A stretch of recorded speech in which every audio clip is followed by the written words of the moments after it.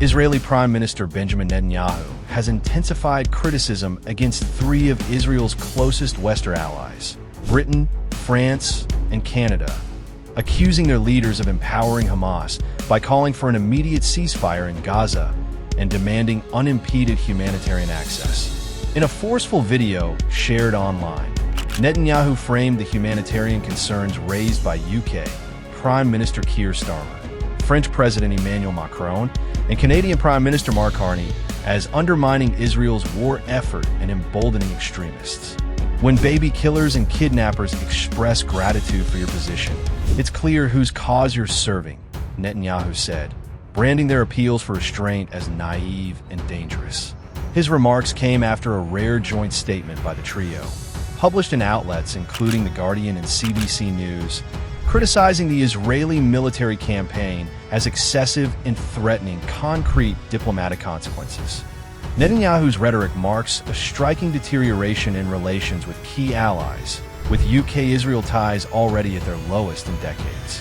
Britain's decision to halt free trade talks and impose sanctions on violent Israeli settlers was fueled by incendiary remarks from Netanyahu's far-right ministers, some of whom used terms like "purify Gaza," language widely condemned by Western officials as genocidal. UK Foreign Secretary David Lammy labeled these statements monstrous, and French diplomats reiterated that the right to self-defense does not justify collective punishment.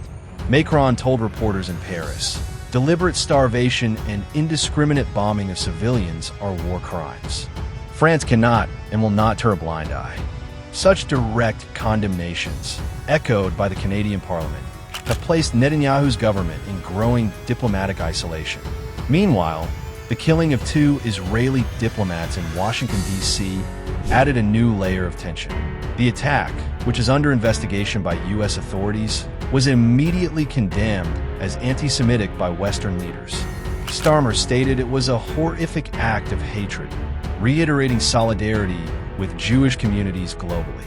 However, despite their strong words on anti-Semitism, these leaders have drawn a clear line between opposing anti-Semitic violence and critiquing Israeli military operations.